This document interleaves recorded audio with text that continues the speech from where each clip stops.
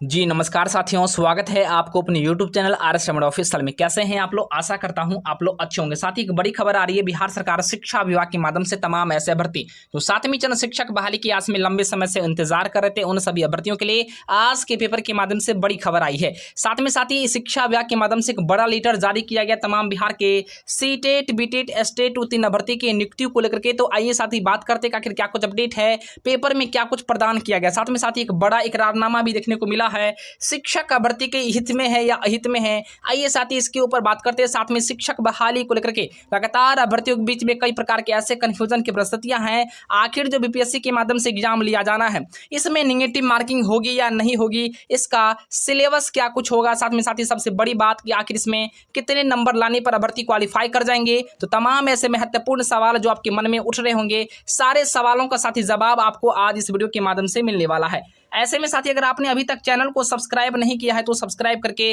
घंटी के आइकन को प्रेस कर दीजिए ताकि लेटेस्ट अपडेट इस चैनल के माध्यम से सबसे पहले साथी आप तक पहुंचाया जाता है। तो साथी पेपर के न्यूज को देखने से पहले साथी एक बड़ा इकरारनामा जो शिक्षक भर्ती के हित में है या अहित में है, इसके ऊपर साथी थोड़ा सा हम लोग बात कर लेते हैं। उसके बाद साथी हम लोग जो है पेपर के न्यूज को देखेंगे और उसके बाद साथी में आपको शिक्षा विभाग के द्वारा जारी किया गया बड़ा लेटर को भी साथी आप लोग के सामने मैं प्रस्तुत करूंगा। ऊपर में साथी आप लोग को दिख रहा होगा कि इकरारनामा, जी हाँ साथी ये बड़ा इकरारनामा है कि मैं भोला सिंह पिता स्वर्गीय लखन सिंह साकिन ग्राम प्लस पोस्ट जटहा बाजार थाना परौड़ा जिला कुशीनगर उत्तर प्रदेश का निवासी हूं। मैंने अपनी पुत्री कुमारी वंदना की शादी श्री पप्पू राज के पिता स्वर्गीय मनोहर सिंह साकिन तमुहा बाजार मधुबनी थाना धनहा जिला पश्चिमी चंपारण बिहार के साथ 21 मई 2023 को सुनिश्चित किया था। जी हाँ साथी, यहाँ तो आप लोग बात को समझ गए होंगे कि उत्तर प्रदेश के एक लड़की वाले ने बिहार के एक लड़के से शादी करने का डेट फिक्स कर लिया। कितने तारीख को? 21 मई 2023 को। अब साथी रुचिकर विषय तो यह है, रुचिकर बात तो यह है कि आखिर इसके बाद आखिर क्या कुछ है, इसको देख करके साथी आपका भी चौंकना लाजमी होगा।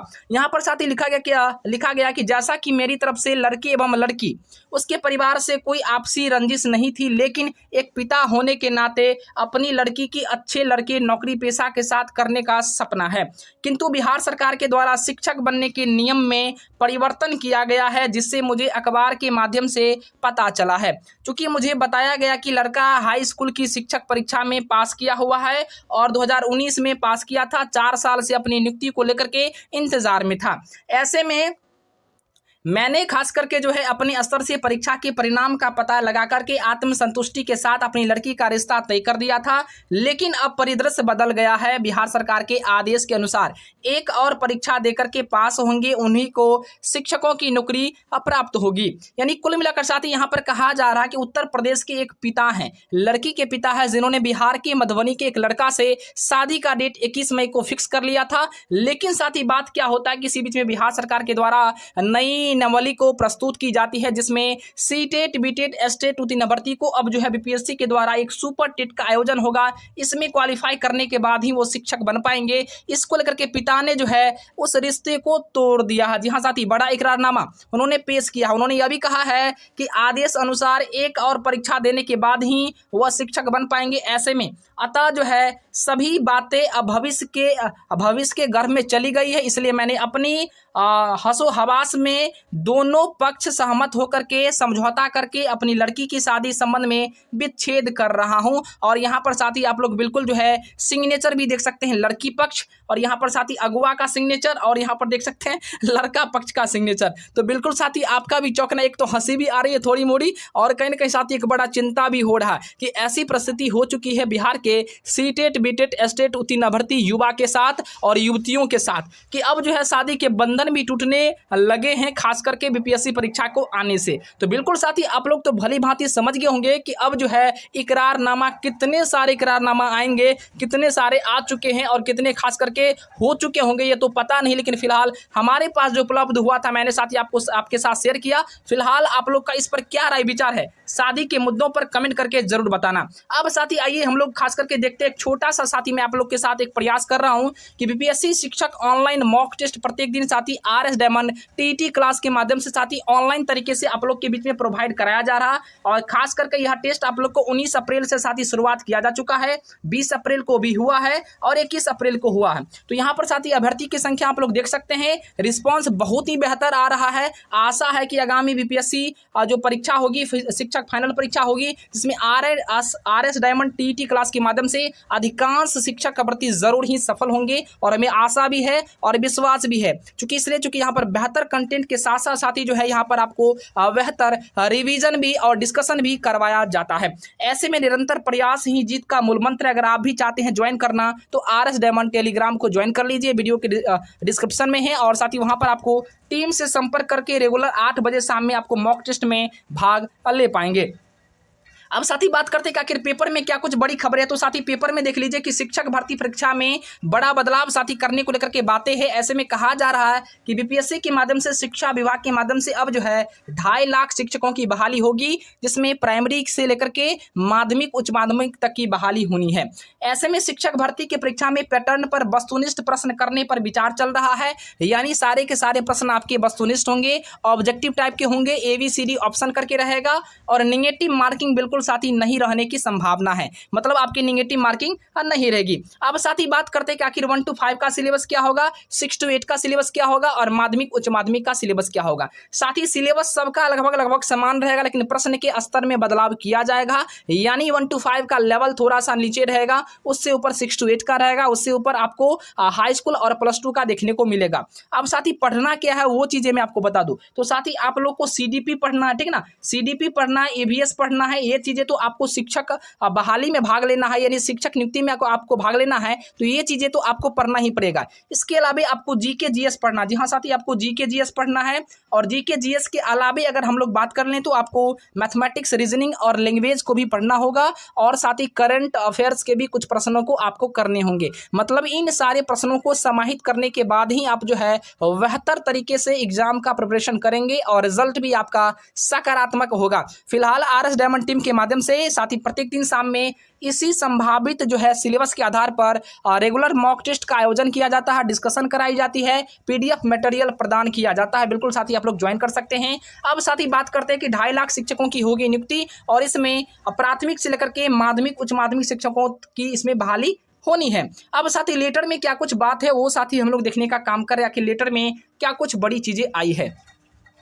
तो जैसा कि साथी आप लोग को ऊपर में दिख रहा होगा, शिक्षा विभाग बिहार सरकार के माध्यम से यह लेटर साथी प्रेषित की गई है, और प्रेषक के रूप में साथी आप लोग को नाम भी दिख रहा होगा, कन्हैया प्रसाद श्रीवास्तव। ये नए जो है डायरेक्टर बने हैं, माध्यमिक शिक्षा के नए डायरेक्टर बने हैं। ऐसे में इनके माध्यम से जो है जिला शिक्षा पदाधिकारी को यह लेटर प्रेषित किया गया। किनको तो मधुबनी जिला के DO साहब को, सहरसा जिला के DO साहब को, सीतामढ़ी जिला के और दरभंगा जिला, सिवान, मधेपुरा एवं बांका जिला के DO साहब को यह लेटर जो है प्रेषित किया गया है। लेटर का डेट भी साथी देख सकते हैं, 21 अप्रैल को यह साथी प्रेषित की गई है। और सबसे बड़ी बात तो साथी यह है कि इसमें स्पष्टीकरण समर्पित करने के संबंध में लेटर भेजा गया है। और इसमें सबसे बड़ी बात साथी, महत्वपूर्ण बात यह है, इस लेटर को पढ़ने के बाद आप बिल्कुल समझ जाएंगे। इसमें लिखा हुआ साथी के उपयुक्त विषय के कहना है कि प्रसंगाधीन पत्र के माध्यम से बिहार राज्य विद्यालय अध्यापक नियुक्ति, स्थानांतरण, अनुशासनिक कार्रवाई एवं सेवा शर्त नियमावली 2023 के कार्यान्वयन के क्रम में जिला परिषद एवं नगर निकाय क्षेत्र अंतर्गत सभी नियोजन इकाई में दिनांक 10 अप्रैल 2023 तक विषय वार रिक्ति लिए गए माध्यमिक उच्च माध्यमिक शिक्षक पदों की गणना कर उसे समेकित रूप से दिनांक 20 अप्रैल तक को निर्देशालय को भेजना था। मतलब विभाग और सरकार का निर्देश था कि 10 अप्रैल तक जितने सारे सीटें खाली हैं बिहार के विद्यालय में, सभी सीटों को जोड़ करके गणना करके विभाग को हर हाल में 20 अप्रैल तक भेजने का काम करे। ऐसे में साथी क्या हुआ कि कुछ जिलों के DO साहब के माध्यम से इस जो डाटा है, गणना सीटें थी, उसको साथी उपलब्ध नहीं कराया गया है। ऐसे में बिहार के जो माध्यमिक शिक्षा के डायरेक्टर है उनका स्पष्ट कहना है कि परंतु आपके द्वारा अब तक जो है प्रतिवेदन उपलब्ध नहीं कराया गया है, जो आपके कार्य के प्रति लापरवाही एवं स्वेच्छाचरित का घोतक है। अतः आपको निर्देश दिया जाता है कि उपयुक्त प्रतिवेदन अपने स्पष्टीकरण के साथ 24 घंटा के अंदर अधो हस्ताक्षरी उपलब्ध कराया जाए, नहीं तो आपके विरुद्ध अनुशासनिक कार्रवाई कराई जाएगी। अब साथ ही आप लोग भी बात को समझ गए होंगे कि विभाग और सरकार इतना एक्टिव हो चुकी है कि 10 अप्रैल तक के सीटों को जोड़ने के लिए कहीं मात्र 2 से 3 से 4 दिन का समय बीच में दिया गया, और उसके बाद जो जिला के डीओ साहब नहीं भेजे हैं उनको अल्टीमेटम इन्होंने दे दिया है कि 24 घंटे के अंदर आप भेजिए, उसमें भी आपको स्पष्टीकरण के साथ भेजना है, नहीं तो आपके विरुद्ध कानूनी कार्रवाई की जाएगी। अब बात साथ ही आप लोग समझ सकते हैं कि विभाग का आखिर मूड क्या है, उनका मनसा क्या है, कि बिल्कुल साथी आप लोग को परीक्षा लेकर के ये नियुक्तियां देगी और बिल्कुल देगी साथी, इसलिए आप लोग बिल्कुल परीक्षा की तैयारी में साथी लग जाइए। इस प्रकार का एक्टिव मोड विभाग नजर में आ रही है।